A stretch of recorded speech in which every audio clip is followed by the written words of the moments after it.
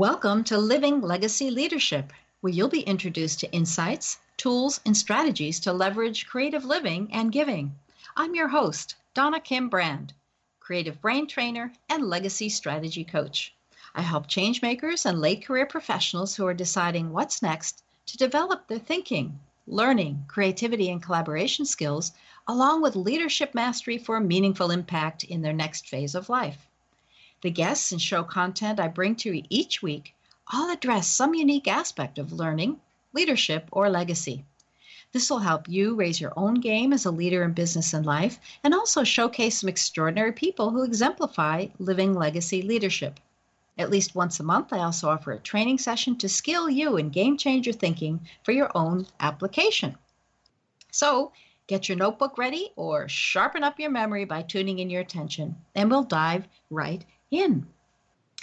Now, the last session we had together, I chatted with you a little bit about the notion of human flourishing on a personal level and also in the workplace. And two of the underlying factors that will allow human flourishing to take place in life as well as in work are focus, that's one of them, and creativity. And this week we're going to focus on focus. So, in fact, I've entitled this Hocus Pocus, the Power of Focus, How to Flourish and Not Languish. Now, I'm sure you've all noticed we live in a world that demands 24/7 availability, always having our attention yanked and fragmented in multiple directions on multiple devices. It's frankly exhausting. And true time management and also development of expertise, both things that people want in their life and also in the workplace, comes down to self-management and the ability to focus, which is a key underpinning in those processes and in human flourishing. So in this session today, we're actually going to explore 5 facets of focus that you can massage, you can pay attention to reclaim more sanity and control over your life, almost like magic. So, just a little tip of the hat to Kurt Steinhorst in his book, Can I Have Your Attention?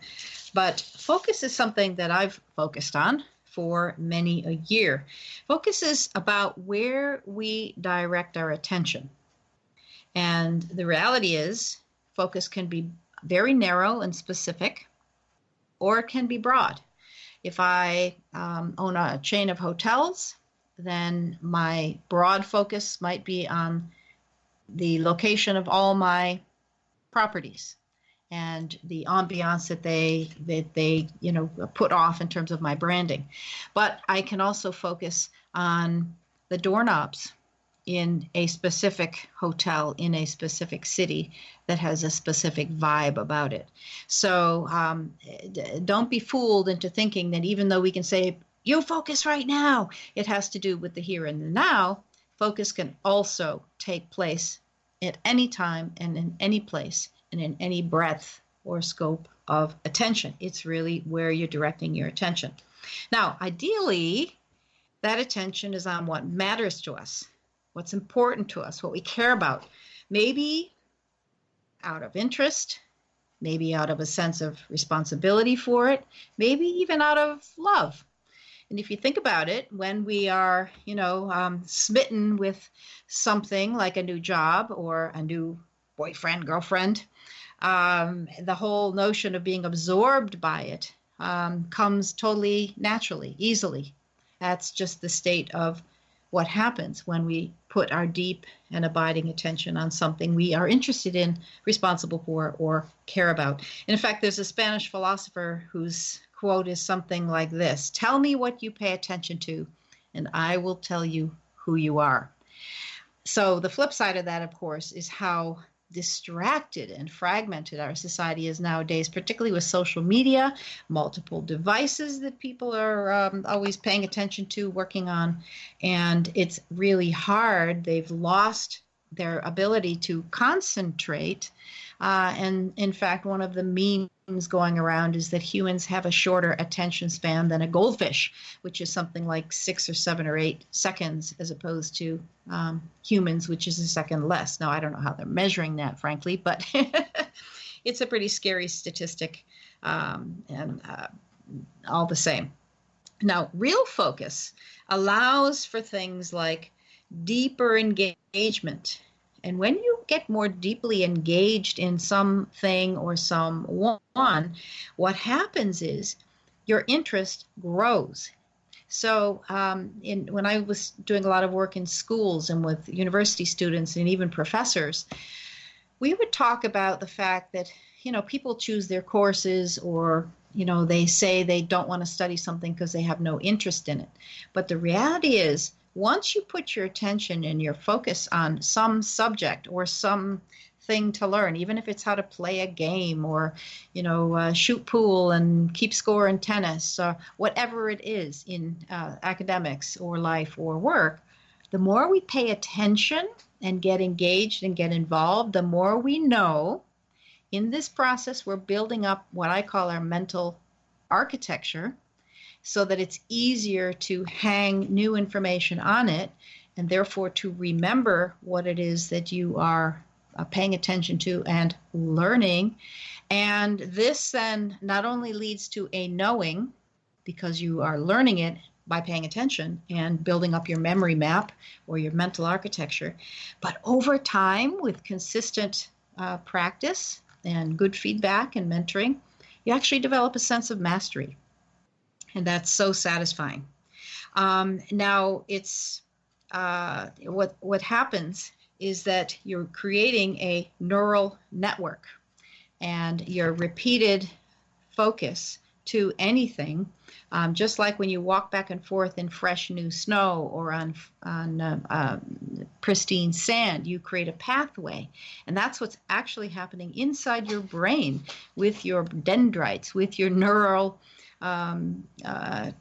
synapse points, is you're creating a pathway, which, as I said, is I refer to as a mental architecture.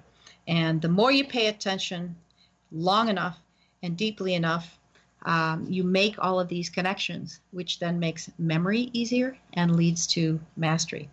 Now, in our 24/7 constantly connected world, digital distraction runs rampant. And so people's attention is hijacked. People are juggling multiple devices, and they're all different channels of contact with either people or information, and they're being pulled here and there and everywhere. And the reality is, learning to focus is actually a skill. And most people don't know this. They think it's some kind of mental tinkering, a little exercise that you can do only in the moment to bring yourself back to a sense of reality of the current state. But you can learn focus as a skill and develop it. Now, this whole notion of the distracted society has inbuilt in it certain expectations. Things like, since you can send something instantly, you also expect a response instantly. And of course, that ties in with the statistic that people are checking the devices every 6 minutes. So if that's the case, and they're then turning around and responding to you, it feeds on that dynamic. What also happens is, if you don't respond in a fairly quick manner, people start reading into that all kinds of weird and possibly negative emotions and opinions about it. And so there's a whole notion that if you don't respond within a certain reasonable amount of time, then you are judged negatively. And then what happens is you set off this whole chain of thought that is triggered by the emotion of feeling like, well, I wasn't paid attention to, and therefore I'm not considered as important, and who does he or she think they are? And our minds wander all over in a vacuum of thoughts that actually have no basis in reality. That's the hijacking part. And when that happens, people then can't concentrate because they feel terribly unsettled, And this emotional hijacking gets people so riled up, they very often then need to take a break. They tune out. Or worse, they actually report to somebody else about this feeling of being neglected and ignored. And meanwhile, their performance and their productivity goes down, such that the current statistic, as I mentioned in the previous talk on human flourishing, is that we have under 3 hours, 2 hours and 48 minutes in an 8-hour day of productive work time. Pretty scary. And when it takes an average of 23 minutes to recover from an interruption, you can see how often that's happening, and therefore why that statistic on productivity is so dire. Now, there is a name for this whole process. It's referred to in certain circles as cyber slacking. And that's also tied into the fact that people are working multiple devices at their desk or sitting on the couch watching TV. In fact, 88% of people watching TV also report using a second device, be it their phone or laptop or tablet, while they're watching TV. So this has just become a kind of habit. It's no wonder we have this sort of societal ADD, attention deficit disorder. So unless we train our brain to focus through developing habits and a supportive environment, we are in a pretty tough situation. So we need to turn our instruments of distraction into tools for focus and productivity. And we need to utilize our brilliant brain, whose expertise is making connections, into a treasure chest of knowledge we can access and retrieve as needed or build in our work or life. So how are we going to do that? And the 5 focus factors that I want to share with you in the time we have left today are, number 1, our energy. Now, we can experience energy by taking good care of our physical and mental health with good nutrition, plenty of water, regular exercise, and enough sleep. And, remember that our mind and our brain, at least the brain, the mind, which is the invisible part of functioning of our brains are connected to our bodies. And if we don't take care of the physical side of keeping our energy high, then what happens is we tend to take shortcuts. We take the path of least resistance. And when that happens, very often we cheat ourselves, and that has diminishing returns, not only physically and mentally, but also on our performance and our productivity. Now, beyond this, energy is something we need to generate. So it starts with a choice and the motivation, and we also need to then take it in spurts. It's something you can turn on when you need to, and then dial down when you don't need to be on full throttle the whole time. So one of the ways to do this is to choose your focus and take in the activity you're doing in time chunks or time blocks. Okay, so the first focus factor is our energy. You need to be in control of your energy as an individual, even within the culture that you're working within. Number 2, our environment. Okay, so that includes things like changing what's visible to you in your environment. If you have fewer distractions, you're less likely to be distracted.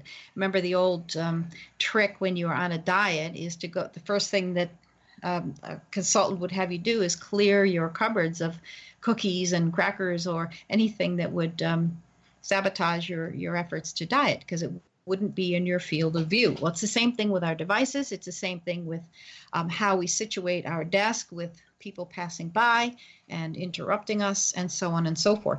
So how can you set up your environment to minimize distractions?